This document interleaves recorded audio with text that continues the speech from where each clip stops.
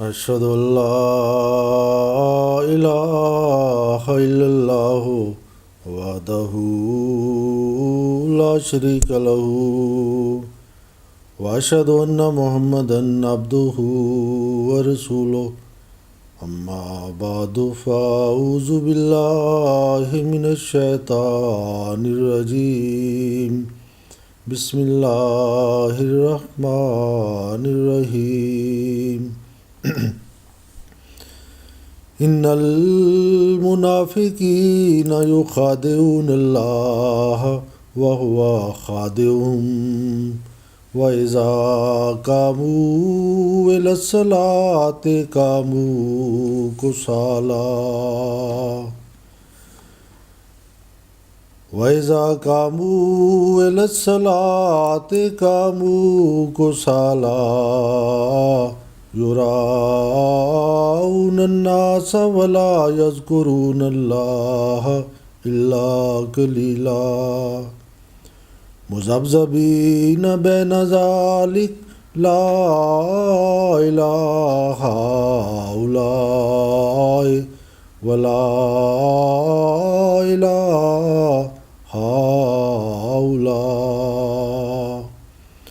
ومن يضلل الله فلن تجد له sabila. Mi smo počeli o tome da pričamo kako bi dobili slast u namaz, kako bi naša molitva bude bogata, kako bi mi bili blizu naš gospodara i najveći, najbolji način u tome je namaz. I zato treba da mi razmislimo o tome i vidimo kakva imamo uputstvo od časnog Kurana. I časni Kuran ako pozori za neke stvari i treba da vidimo da li ovi stvari, ovi neke mane, da li se nalazi kod nas. Ako se nalazi, onda treba da pokušavamo da odstranimo od nas. Časni Kur'an kaže, licemiri misle da prevare Allaha, ali će On učiniti da oni sami budu prevareni. A kad ostanu radi namaza, oni ostaju lijeno. To znači, ovdje Allah priča za munafici, za licemiri, zato što oni ponašaju i pokazuju kao su muslimani, ali oni od unutra nisu muslimani i njihovi jedan znak, Kur'an kaže, kad ostanu radi namaza, oni ostaju lijeno. To znači, ni bude dosadno, ni bude teško da oni ostanu radi namaza. I da bi se pokazali ljudima. To znači, za takvi ljudi njihova molitva ne bude radi Boga, nego njihova molitva bude samo radi ljudima. I da bi se pokazali ljudima i oni ne spominju Allaha osim vrlo malo. Neodlučni ostaju ni ovima, ni onima. Oni ne pripadaju vamo, ne pripadaju tamo. A za onoga koga Allah pusti da zaluta, ti nećeš naći puta. Zato kao muslimani, mi kada izađemo radi namaz, mi treba da pokušavamo da ne budemo lijeni. Na primjer, neki ljudi dolazi u džamija radi namaz i pogotovo isto mladine, onda samo oni traži neki ćošak, oni traži neki zid i kada sjedi i ovako sjedi kao su puno umorni, kao sada ni ovdje puno teško. Ako je jedan čovjek je bolestan, ako je neki stari čovjek ko ne može da sjedi u saf, zbog svog problema i on može da malo negdje sjedi sa zid, ali obično kada mi dođemo radi namaz i ne smijemo da ponašamo kao smo lijeni, kao smo umorni, nego da sjedimo i ako treba da čekamo na namaz, treba da čekamo i činimo zikr i obavljamo sunnat ili nafl namaz, ali da ne budemo lijeni kako ovdje Allah kaže, ovo je znak za licemjeri. Ne bude dosadno, ne bude teško da oni dođu radi namaz.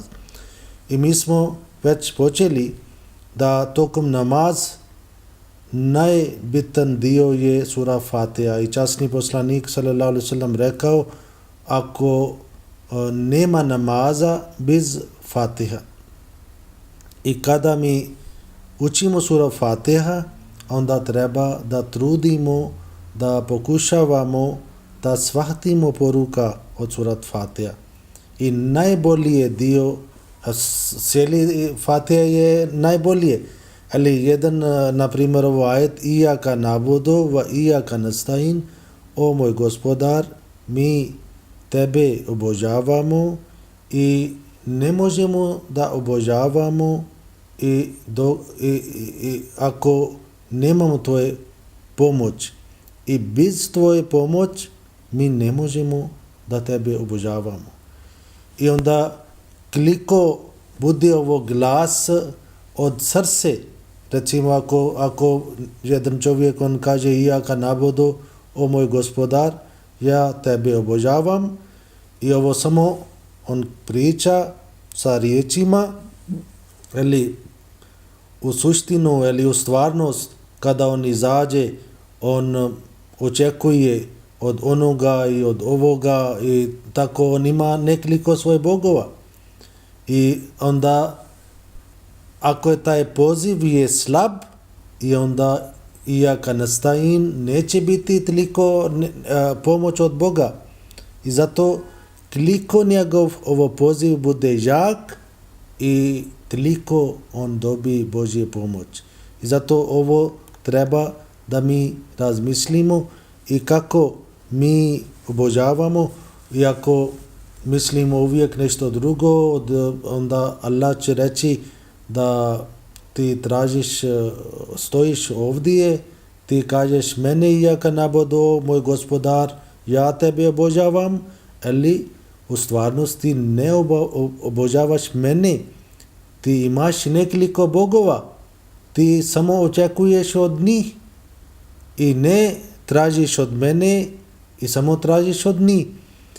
I zato i onda mi naša molitva Allah će primiti, naš dove on će primiti, i koliko bude naš ovo poziv Iyaka na'budu od srce, i tako onda bude.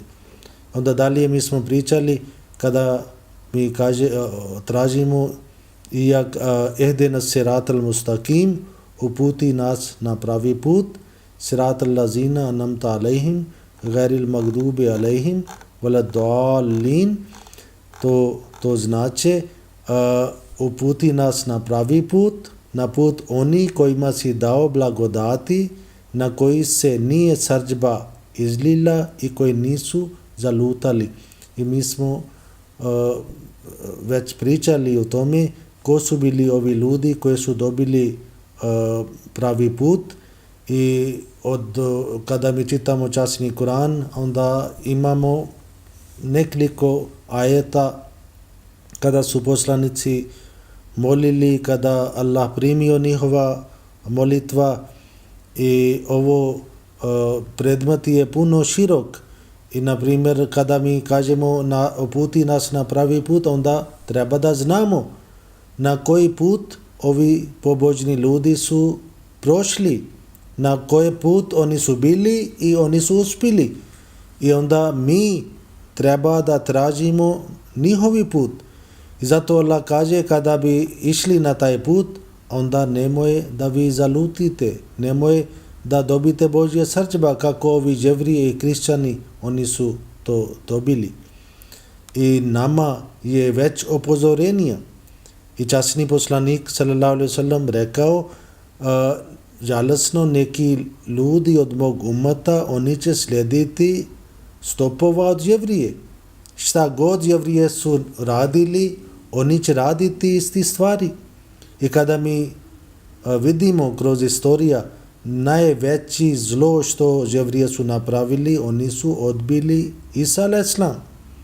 I to znači, ovo sura kada mi učimo tokom namazu, ovdje isto je poruka za nas, o naš Gospodar, da mi ne budemo takvi, da mi ne grešimo kako Jevrije su pogrešili i kako oni su odbili svog Mesija, da mi ne odbimo običani Mesija. I ovo je isto jedan preskazanje, sura Fatiha isto ima preskazanje za dolazak običani Mesija među muslimanima. Zato ovdje nama je bio upozorenje da vi ne radite kako oni su radili. I zato svaki dio ovo naš namaz, mi smo pričali kao da svaki put kada mi pravimo novi kretenje, kada idemo na reku, kada idemo na sađda, svaki put učimo Allahu Akbar i da bi vratili, ili kada završavamo sura Fatiha, onda treba da učimo jedan dio Kur'ana i taj dio Kur'ana isto treba da učimo sa prevodom. To znači da treba da učimo prevod, da znamo prevod i pokušavamo da više dio Kur'ana da znamo na pamet i na svakom namaz treba da učimo neka druga sura. I onda kada se završava taj dio Kur'ana, onda idemo na reku, onda se kažemo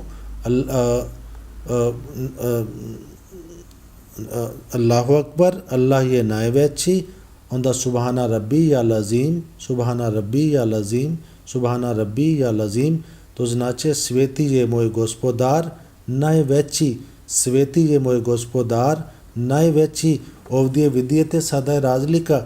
Prije mi smo rekli Alhamdulillahi Rabbil Alamin, sva hvala pripada Allaha, Gospodar svih svjetova. I taj je bio Gospodar, na primjer, kada čovjek kaže Gospodar svih svjetova, onda ne misli toliko duboko.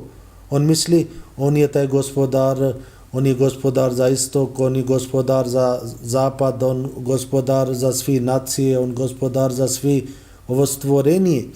Ali kada mi saginimo, onda kažemo sveti je moj Gospodar, sada nema više Gospodar za svih svjetova, nego sada je kao moj Gospodar.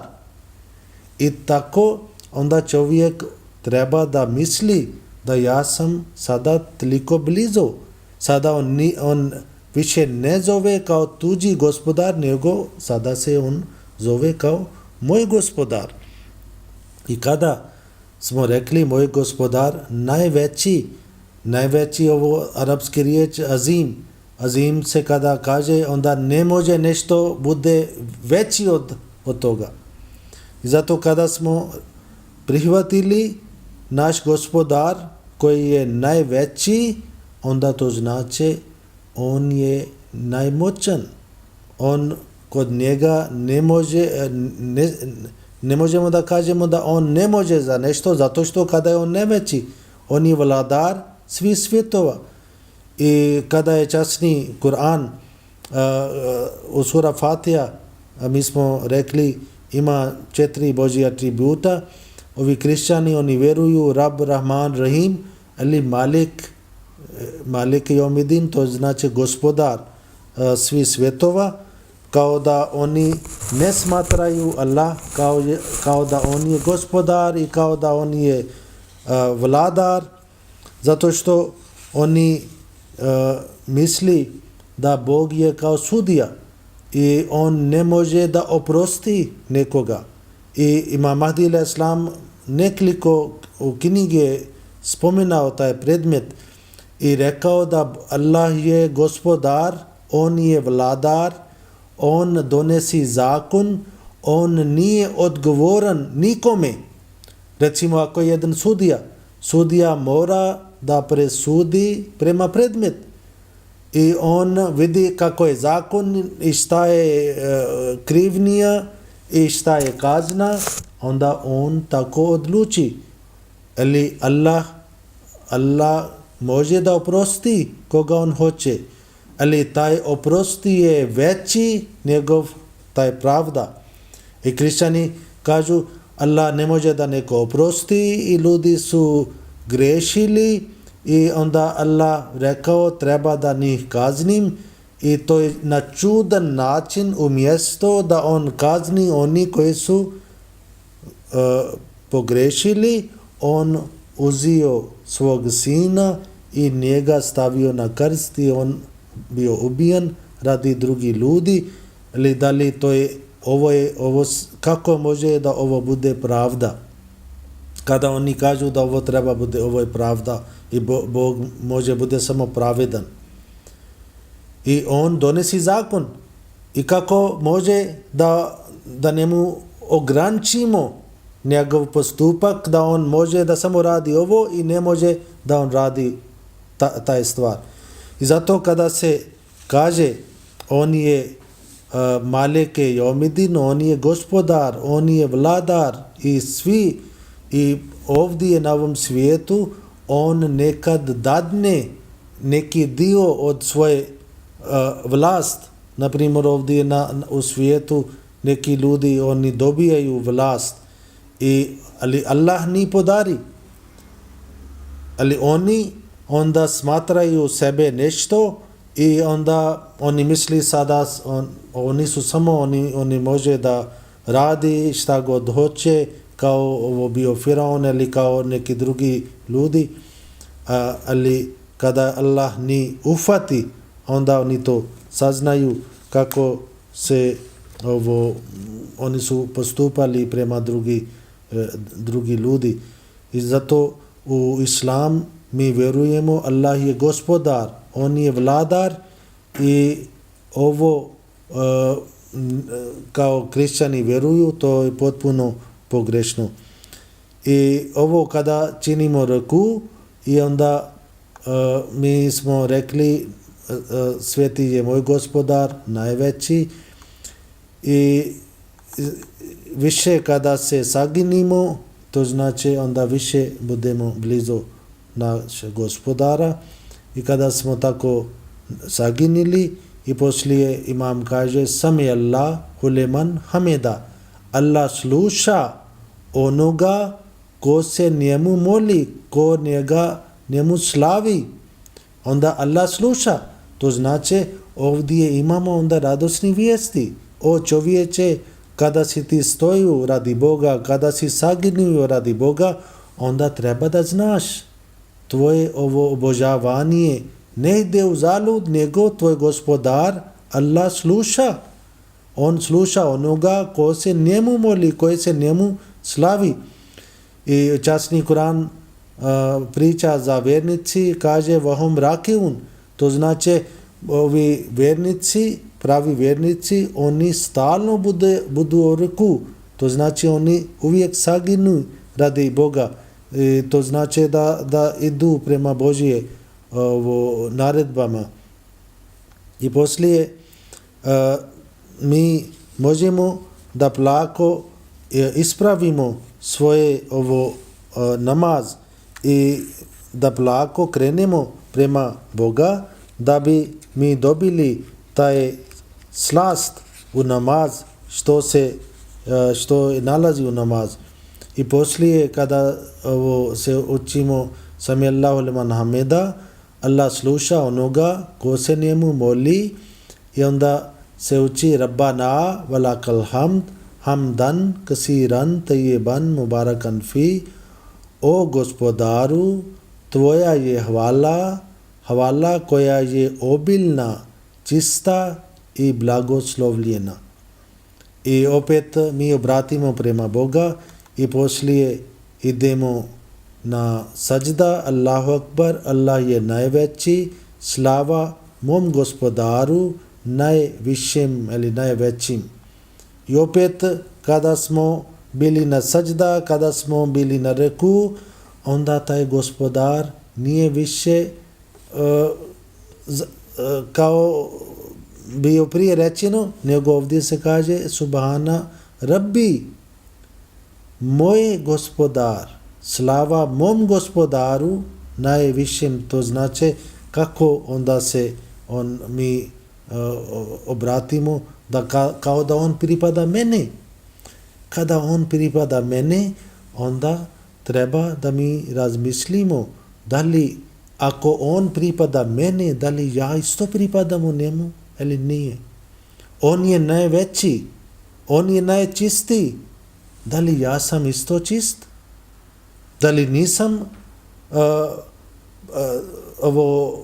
kriv zbog ovoga ili onoga? Da li nisam pravio ovo grije?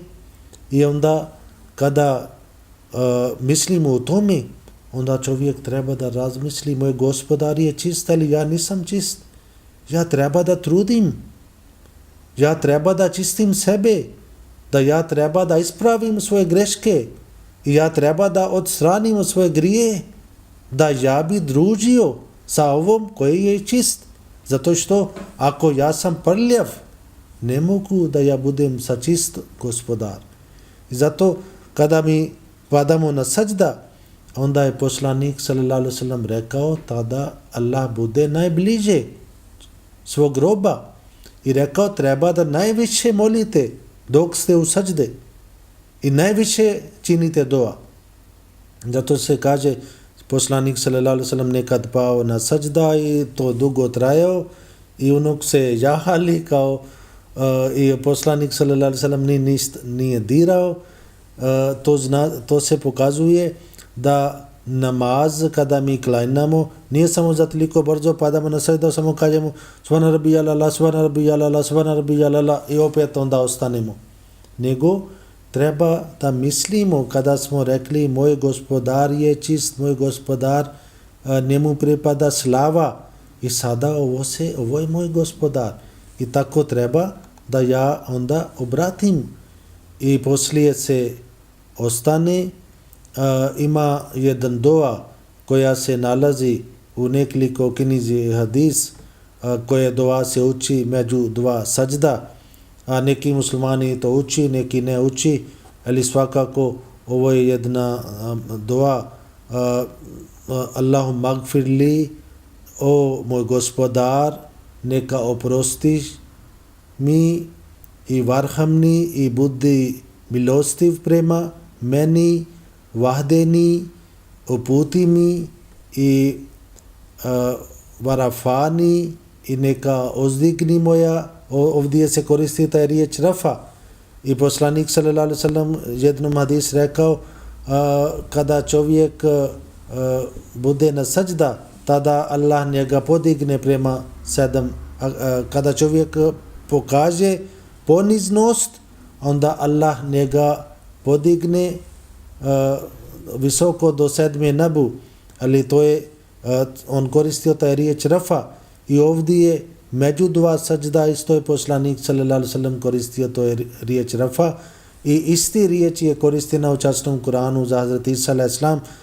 Obično muslimani misli to znači Allah njega podigao tjelesno, ali na arapskom jeziku ovo riječ uvijek se koristi samo za duša, nije za tijela, da duša ide kroz blizu Boga. To znači o Allah neka uzdigni me i učini moje nedostatke manjim. To znači da ne bude neka mana, da ne bude neka nešto što fali kod mene i ti treba da ovo je među dva sađda i isto mi molimo da on nama podigne i opet sađda i poslije 2 rikata onda mi sjedimo na atahijat i onda se učimo atahijatu lillahi wassalavatu wattayyibatu assalamu alayka ayyuhan nabiyyu wa rahmatullahi wa barakatuhu assalamu alayna wa ala ibadillahi salihin ashhadu an la ilaha illallah wa ashhadu anna muhammadan abduhu wa rasuluhu. Šta znači atahijatu? Na arapskom Hayya, ovo se isto koristi za pozdrav i isto koristi za pokloni. To znači kada mi kažemo attahijatu lillahi, to znači sve vrsta pozdrav i sve vrste ovi pokloni su za Allah. To znači kada smo došli u namaz, mi smo donijeli pokloni radi Boga. I ovo je naš molitva, što mi molimo, to isto je kao mi njemu pošalimo pokloni.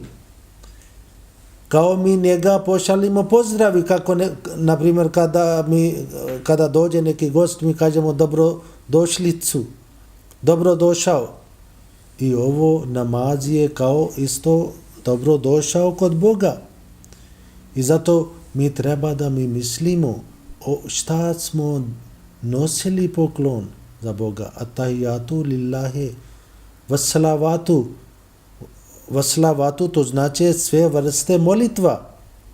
Naprimjer namaz, zakati, posti, hađ, ovo pripada molitvama.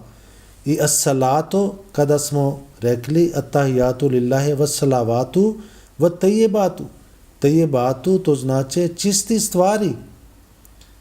I mi da li možemo da nekome poklonimo što je pokvareno?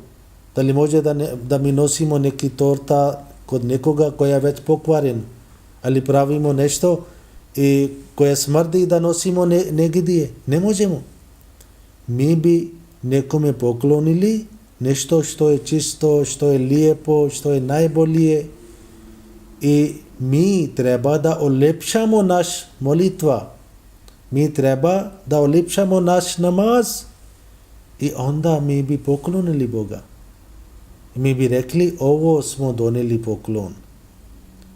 I zato se kaže attahijatu lillahi vassalavatu wa tayyibatu assalamu alayka ayyuhan nabiyyu. Neka bude salam o poslaniče. I poslanik sallallahu alejhi ve sellem je donio ovo blagodat za nas. On nama uputio prema Boga.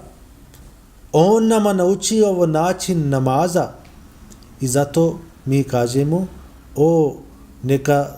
neka salam, neka bude spašen o Božje poslaniće, neka se na tebe izlije Božje milost i blagoslovi. Assalamu alejka ayyuhan nabiyyu, o poslaniće, wa rahmatullahi wa barakatuhu. I onda assalamu alejna, neka bude slam na nama. Prije smo slavili Boga, prije smo rekli mi smo donijeli poklon radi tebe, mi smo donijeli pozdrav radi tebe, ovo naš molitva, sve vrste molitve bude samo radi tebe. I onda smo pozdravili, poslamili časnog poslanika, a preko njega smo dobili ovo Božje blagodat i na kraju onda mi smo tražili milost, salam za nas, assalamu alejna. Neka bude salam na nas i neka Allah nas isto spaši.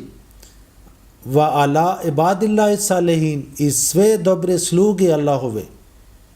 I mi kada smo tražili Božje milost, Božje salam za nas, onda nismo bili škrti da bi tražili samo za nas, nego mi smo tražili za sve Allahove robovi. I onda svjedočim da nema drugog Boga osim Allaha i svjedočim da je Muhammed njegov sluga i njegov poslanik. Tako, ovo je taj dua koje treba da mi učimo. I kada smo ovo svjedočili, kada smo rekli da nema drugog Boga osim Allaha i svjedočim da je Muhammed njegov sluga i njegov poslanik, onda kada smo vjerovali da nema drugog Boga osim Allaha, to znači ako smo završili namaz, izašli smo vani i ne smijemo I sada da uzimamo nekog drugog umjesto Allah. Na primjer, nekad jedan čovjek on obavlja namaz, ali za Bog neki sitni stvar i neki sitni korist, on laže. 5 puta obavlja namaz, ali bez veze laže. Neko zove, on kaže, na primjer, kaže ja sada sam nalazim na ovom mjestu, ali on nije tamo. Ali ako neko dođe da traži, možda da kaže djece nisam kod kuće. Inače on obavlja namaz. On misli to nema nešto štetno. Ali tako mi pravimo šteta za svoje duše.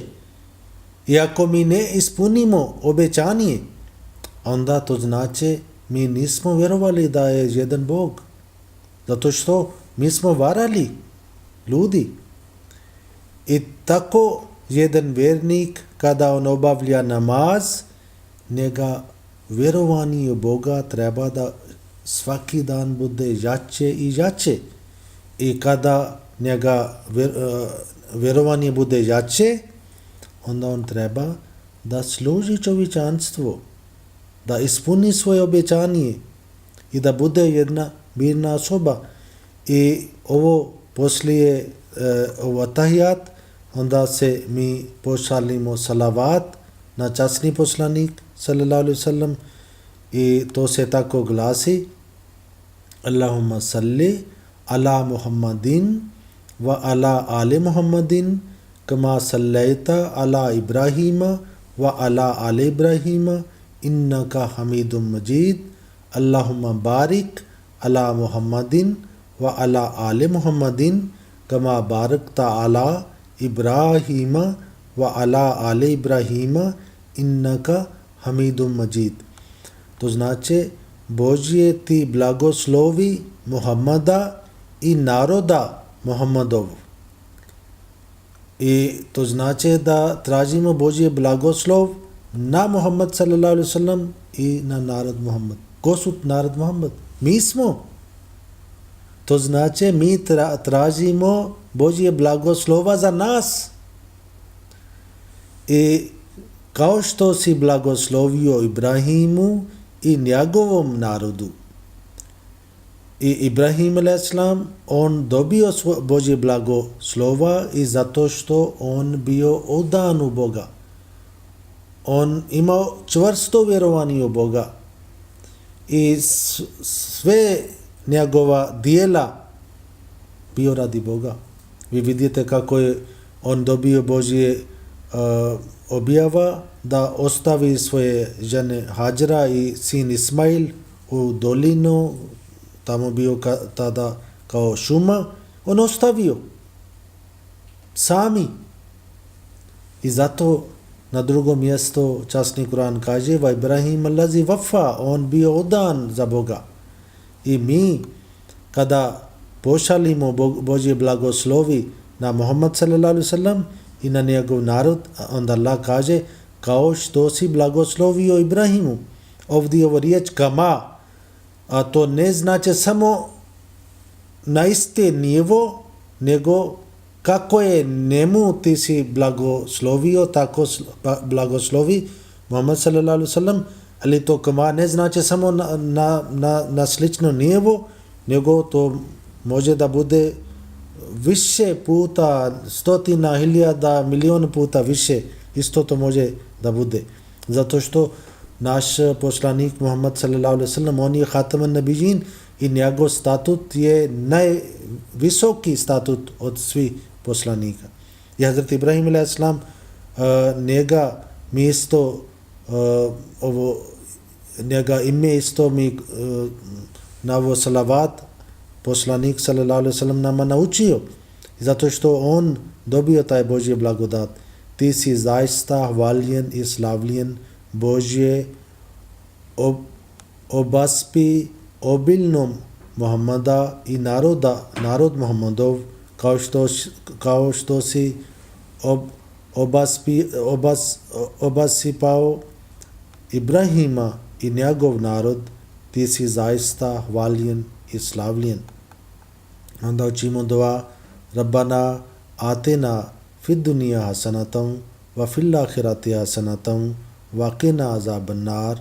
Gospodaru naš, daj nam dobro na ovom i na budućem svijetu i sačuvaj nas džahannamske vatre. Kao smo nekoliko puta prije učili ovo dua, ovo je jedan dua Rabbana atina fid dunya hasanatam wa fil akhirati hasanatam wa qina azaban nar. Ovo na svakom namaz mi učimo. I hasana to znači dobro dijela. Da mi radimo dobro dijela, zato što dobro dijela će biti vrijedan na drugom svijetu. Ako sada mi bi skupljili dosta imetak, bogatstva, kuće, auto, sad može bude ovo zlato, srebro, ovo sve stvari će ostati ovdje. I ponekad se dešava čovjek bude dalji od Boga zbog ovo bogatstva. Bogatstva ponekad sprečava čovjeka da on ide na namaz ili da pomaže siromašni ljudi, da radi dobro djela. I zato vjernik treba da moli Gospodaru naš, daj nam dobro na ovom i na budućem svijetu. Ako Allah dadne nama bogatstvo, onda treba da molimo, naš bogatstva ne se prečava nama da padamo na sađda. Naš bogatstva ne vodi nama na grije, nego ovo bogatstva ako Allah nama podari, mi koristimo za dobrobit čovječanstvo. Mi pomažemo ljudi i da ne radimo neki takve stvari koje nama sprečava radi Boga. Onda bogatstva nije kriva ili bogatstva nema grije zbog bogatstva. I zato treba da tražimo dobro na ovom svijetu i dobro na drugom svijetu. Ali oni ljudi koji ne vjeruju Boga, ali ako vjeruju i ne se vidi, i ako jedan musliman samo kaže ja tražim dobro na ovom svijetu, ovo molitva je za vjernik. Jedan nevjernik kaže, o Allah, šta god hoćeš, samo mene dadneš na ovom svijetu.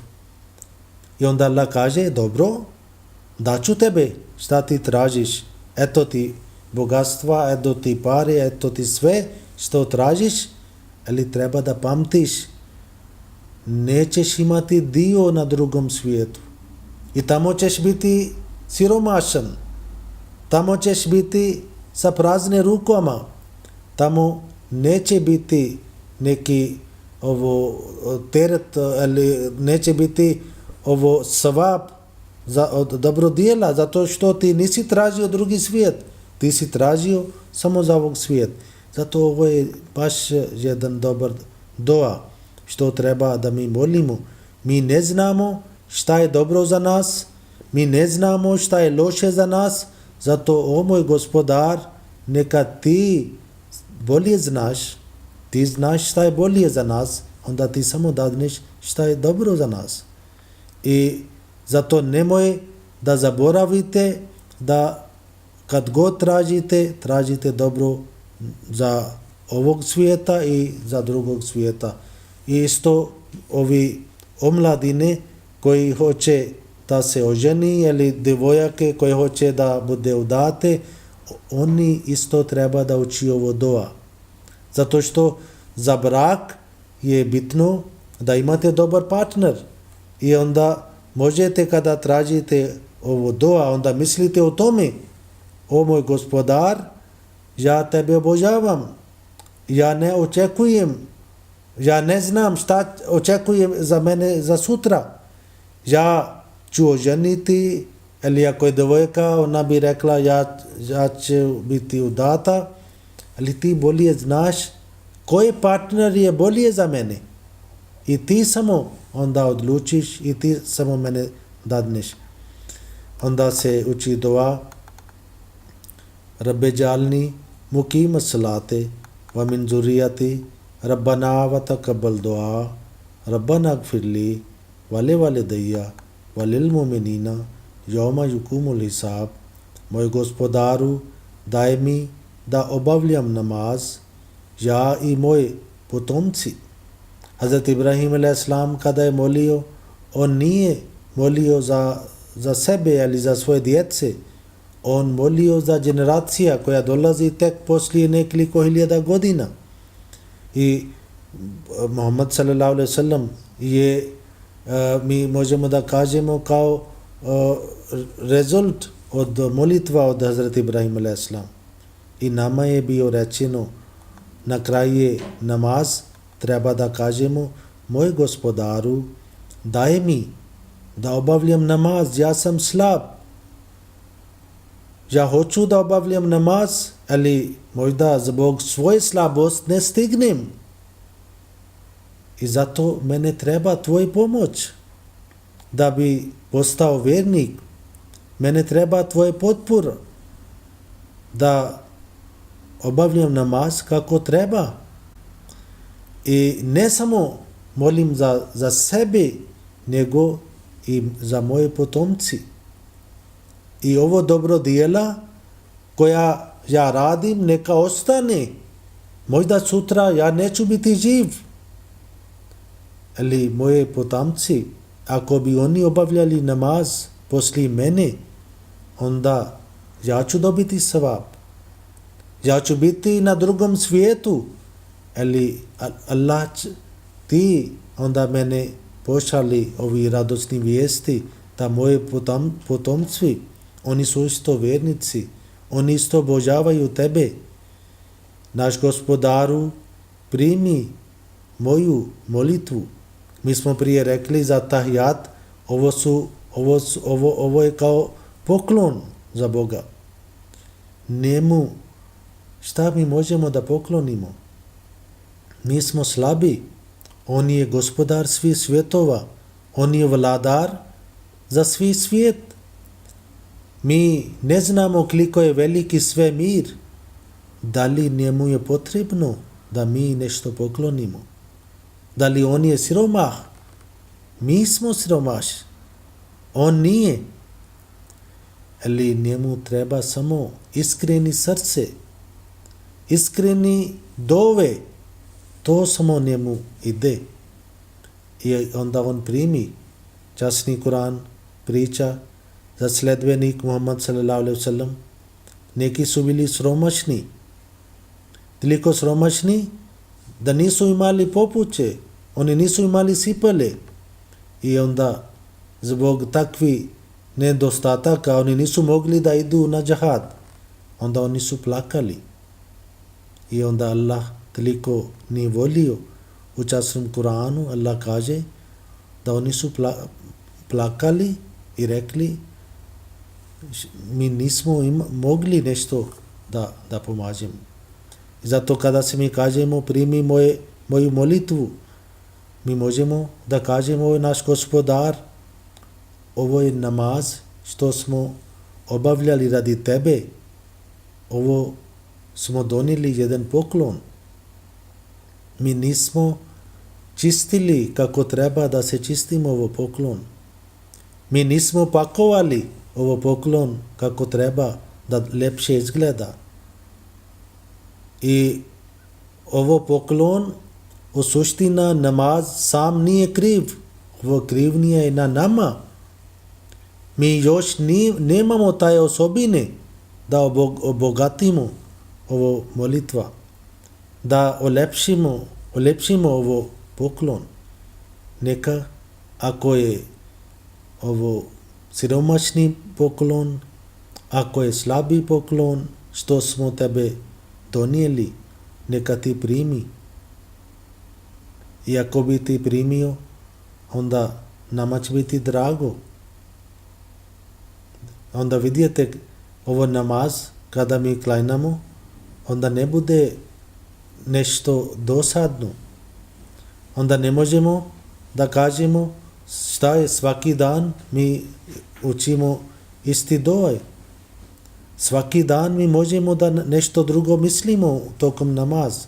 Ali na ovo značenje da nešto kada tražimo od Allaha, kada idemo prema njegov put i onda na kraju je naš Gospodaru oprosti meni i mojim roditeljima i vjernicima na dan kad se bude polagao račun.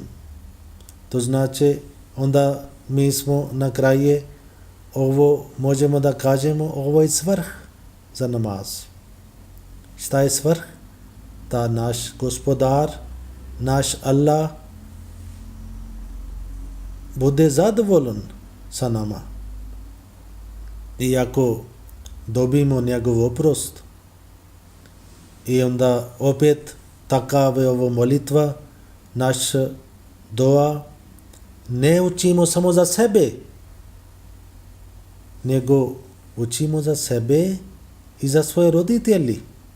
Roditelji koji su nama uputili prema Boga.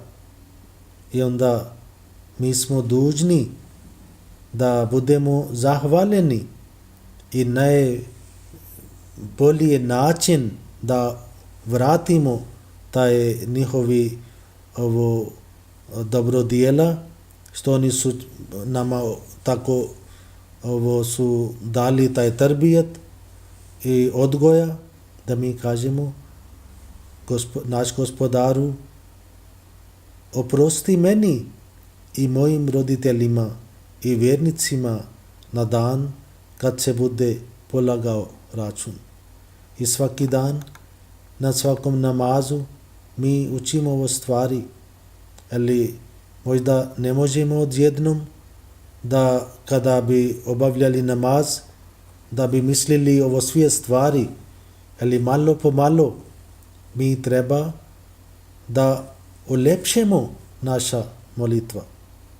I kada bi tako radili, onda svaki novi dan naš namaz će biti još bolje, još bogati. I svaki dan naš Gospodar Allah, on će nama pojaviti nešto novi Bog. Prije, ako je on bio daleko od nas, onda on će biti blizu nas. I zato poslanik sallallahu alejhi ve sellem rekao, ako idete prema Boga, ako vi pravite jedan korak, on bi pravio 10. Ako bi vi ste pešali prema Boga, on bi došao trčiće do vas. Stvar stoji u naš rukama. Sada mi treba da odlučimo. I Gospodar je isti kao on bio prije 1400 godina, kao on bio u doba Isa a.s. ili u doba Musa a.s. ili u doba Ibrahim a.s. ili u doba bilo koji poslanik. I Gospodar, časni poslanik sallallahu alejhi ve sellem i Gospodar svih svjetova. On je isti. On uvijek je spreman da primi naš nama, ali samo treba da mi krenimo. Inša Allah, u tome još ćemo pričati i kako možemo da kada mi obavljamo namaz i kako ovi poslanici, oni su dobili taj Božji pomoć i kako oni su imali slast o molitvama, mi na ovo doba kada svijet puno voli ovo svjetski stvari, kada svijet krenao prema šetanski posao i kao oni su odvojili sebe od Boga i zato časni poslanik sallallahu alejhi ve sellem rekao na ovo doba, jedan sađda će biti bolje nego dunjaluk. Ali jedan sađda to ne znači da čovjek samo pada na sađda, ali ovdje je poruka, ako bi mi pali na sađda, ako mi smo bili na Božji put, onda to je bolje od bogatstva. I ovo bogatstva će biti vrijedan i ovo bogatstva će donesi plodovi poslije smrt. I mi jedino možemo da donesimo odavde ovo bogatstva. I ako bi išli prazne ruke odavde, neće biti ništa tamo. Zato časni Kur'an kaže وَمَنْ كَانَ فِي هَذِهِ عَامًا فَهُوَ فِي الْآخِرَةِ عَامًا. Onaj koja je slijep na ovom svijetu, on će ostati slijep i na onom svijetu. Ovdje je ovo slijep što je bio rečeno, to je za duhovni, ovo ako nismo imali duhovni svetlost, onda neće biti taj svetlost na drugom svijetu. I neka Allah nama pomaže da mi pokušavamo, da mi trudimo da naš molitva, naš namaz bude takav kao mi smo novi rođeni, kao smo počeli nešto novo i onda inša Allah će nas uputiti. On će nas držiti i ako stignemo do njegovog praga, to znači mi smo ispunili svoje postojanje. I ako Allah nama zove na svom pravacu i mi idemo na druge strane, onda to znači nismo ispunili ovo svrh svoje postojanje. I neka Allah nama uputi i da mi idemo prema njega, naše duše ide prema njega i on nama primi, on nama uputi, on oprosti nama, on samiluje sa nama i neka Allah tako čini. Inša Allah, onda pričat ćemo neki sljedeći put. Assalamu alaikum wa rahmatullahi wa barakatuh.